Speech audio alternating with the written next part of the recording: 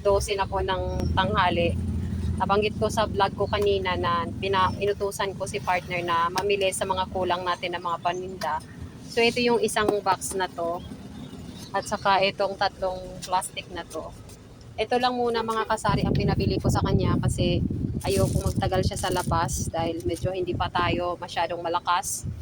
So kailangan ko kasi siya dito sa tindahan, hindi pwedeng matagal siyang mawala kasi baka mamaya may bibili ng bigas na to, hindi ko naman kayang magbuhat ng kalating sako nito. Oh. Ayan, super bigat yan. So talaga actually mga kasari, honestly speaking, kapag meron talagang bumibili sa mga bigas ko, si partner lang yan ang nagbubuhat. Ayoko magbuhat kasi hindi ko kaya yan kasi mabigat. So ito lang muna ang ating pinapili. Pabalikin natin siya uli bukas. Kasi partial pa yung mga nakikita kong mga kulang-kulang sa tindahan. So kung ano yung kulang mga kasari, yun lang muna ang ating pinabili. Itong box na to, alam ko puro mga alak yan. Kasi ito yung alak natin. Ito na lang ang natira. Ayan, hindi muna ako umorder ng marami sa aking suki. Pinabili ko lang muna siya sa city kasi ito sa city medyo mura ang mga tanduay na senior na ganyan at saka yung mga long lights at saka yung long na ito, yung dark. So medyo mura yan doon kaya single lang ang motor ang dala ng asawa ko. Kaya ito lang muna ang kaya niyang dalhin. So ito ay puro alak mga kasari. Tapos ito yung mga sari-sari natin na paninda which is talagang wala na sa ating tindahan. Kagaya nitong mga kasari. Itong mga smart na dishwashing, wala na talaga to. Ubos na talaga. Ayan, wala na dyan sa ating lalagyan. Kaya yung mga sobrang wala muna, yun mo lang aking pinabili sa kanya. Kasi ayoko nga magtagal siya sa labas. So yun mga kasari, may haul natin kung ano ba yung aking pinabili. Ayan, meron tayo dito mga dishwashing. Tag 28 pesos tong bentahan ko mga kasari. Ayan.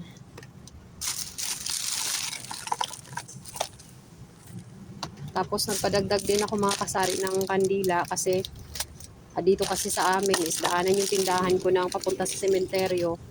Kaya maraming dumadaan dito naghahanap ng kandila. Kaya dapat hindi ako maubusan.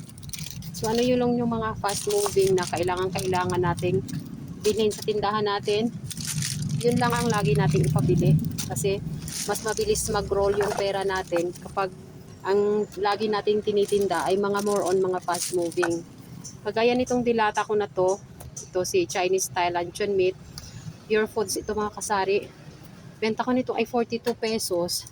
Sobrang mabenta sa akin yan, kaya napabili ako ng 5 peraso. Meron din siyang Hans na fritada, mabenta rin yan sa akin. At saka itong mga malalaking Argentina, ito ay 65 ang bentahan ko. Tapos, ayan o, alam ko 5 yung pinabili ko dyan. Tapos ito, Safe Flakes din na tuna, 35 ang bentahan ko. 5 rin itong pinadagdag ko dyan. Kasi hindi na pwedeng mga kasari magdala ng marami kasi single lang ang motor niya. Tapos ito, 28 pesos, 5 na pula. Yan, may green pa yan. Pinabili ko rin. Ayan, tag-5 lang muna ang pinabili ko sa kanya kasi nga mabigat. Tapos, yes.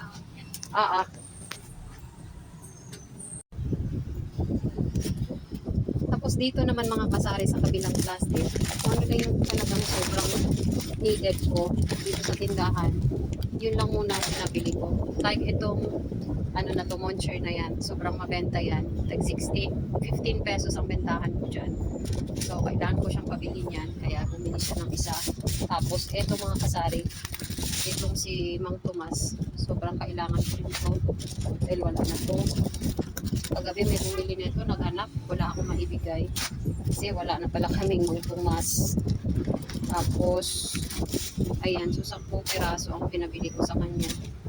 Tapos kagabi rin, habang nagbebenta ka kasi sa gabi, maraming naghahanap ng mga paper plates. Kaya nagpabili tayo ng mga paper plates. Ayan. Kasi ang tindahan natin, kailangan din may mga ganyang mga paninda, mga paper plates. Kasi talagang harapin yan lalo na sa gabi. Tapos ito mga kasari, meron din tayo. Kagaya na nabanggit ko kanina, na wala na akong kape. Nabili ko siya ng, ayan, yung ating creamy latte. Tapos ewan ko, hindi siya nakabili ng ano, ng puti ko blanca. Pero bumili siya ng creamy white. Tapos dalawang type pala yung binili niya na ano, na creamy white. Pero walang puti ka blanca. Hindi bale, bukas naman. Kasi nga sa nasabi ko, hindi pwedeng magtagal siya sa labas. Kaya siguro nagmamadali din siya. Kasi hindi pa tayo strong maghanap sa lahat ng mga customer. Lalo na kung si customer naninigarilyo, atakihin na naman tayo ng hika. Kaya yan, nagmamadali siyang bumalik. At ito rin mga kasari, yung isa kong plastic is more on tiga 1 kilo na sugar. Nakita nyo kasari, di ba? Ang dami kong sugar. Pero wala akong tiga 1 kilo. Kaya nagpabili ako sa kanya ng I think 10 kilos lahat yan. 10 piraso na tiga 1 kilo. Etong ganitong klaseng asukal mga kasari, pwede nating ibenta ng medyo mura kasi mura natin nakukuha. Benta ko lang yan mga kasari ng 70 pesos per kilo. Alam nyo ba mga kasari, doon sa may binibinhan natin sa pamilihan na supermart, mahal yung asukal nila, tag 87 pesos ang kilo. Pero dito sa akin, kayang-kaya ko siyang ibenta ng 70 pesos lang ang isang kilo niya. Hindi kagaya nitong mga nandito sa aking stante, itong mga asukal na to, mahal ko siya nakuha. Pero maganda ang packaging. Ayan. So, kaya kayang-kaya ko pa rin siyang ibenta ng presyong okay, na hindi naman sobrang mura. Kasi nga, nagdidepende iyan mga kasari sa packaging. Si buyer kasi mga kasari, parang tinitingnan nila yung quality ng tinitinda mo. So, hindi sila nagmamind kung mahal or mura. As long as makita nila na magandang pack ng kanilang item, okay na sa kanila, go na yan mga kasari. So, itong bentahan ko ay 47. Ito ay 22. Ito ay 24. Tapos, 47 mga kasari ha. Pagdating dito sa aking 1 kilo, kasi ibang klase rin ito mga kasari. Nagdidepende rin kasi yan sa klase ng asukal. So, ito ay raw sugar din naman siya. Pero iba yung iba yung bottle niya. Iba. Kaya lang natin. Pwedeng ibenta ng 70 per kilo. Kasi nga, mura lang naman natin siya nakukuha. Kaya si partner gusto ko rin minsan, dumadadayo siya sa city kasi makaka-avail tayo ng medyo murang asukal. At syempre, kapag mura yung asukal mo, mabenta. Tapos si customer, madadamay na rin yung mga iba mo mga bilihin. Kapag meron kang item na mura, madadamay yung mga item na kahit na hindi naman siya mura, basta may mura kang item, madadamay na rin sa pagbili nila. So yun ang ibig kong sabihin mga kasari. So yun mga kasari yung ating napamili. Ito lang. Ito lang yan mga kasari ha. Pero alam niyo ba kung magkano lahat yan? More of ano din yan mga kasari. Almost 5,000 din yan lahat. Yan lang. Yan lang. Ito lang pinakita ko sa inyo. At saka yung isang box na alak. O ayan o. Yung presyo niya. 2,642 itong isang resibo. Tapos itong isa 2,160. So yung mga 5 years natin na tandwa na long neck, ayan o, isang set 758. Tapos meron tayong Durco nga blade dyan, 255. Meron din tayong 5 years naman na maliit. So 1/2 case lang pala yung binili niya. Tapos meron tayong disposable na ruby, yung blade. Bumili tayo dyan ng 6 boxes yata yan. Tag 29.25 per box na maliit. So may 169.50. So all in all, nagbayad siya ng 2,168. So ang alak pala na nandoon sa box mga kasari ay tag 1/2 lang, 1/2 case. 1/2 case na long and 1/2 case na junior na tanduay. So ayan. So yun lang mga kasari, no? Sobrang mahal na talaga ngayon.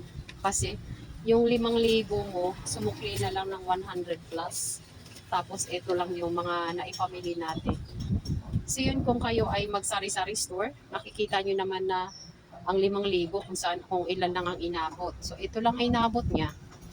Ayan lang. O, ayan lang siya. May paper plates, may moncher, sukal, konting dilata, konting kape, dishwashing, at saka yung ating kandila, and yung ating mang tumasa sa 10 peraso.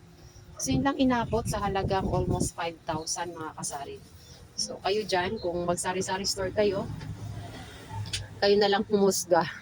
Kayo na lang mag-isip kung magkano talaga ang pwedeng maging puhunan para kayo ay magkaroon ng isang sari-sari store. So, that's all for now mga kasari, no? Yun lang aking may share ngayon. Medyo mahina pa ang inyong tindera. Thank you so much guys for again watching this video. And sana kung hindi pa kayo nakapag-subscribe, huwag kalimutang mag-like and mag-subscribe sa ating channel. Thank you so much guys and God bless everyone. Bye-bye!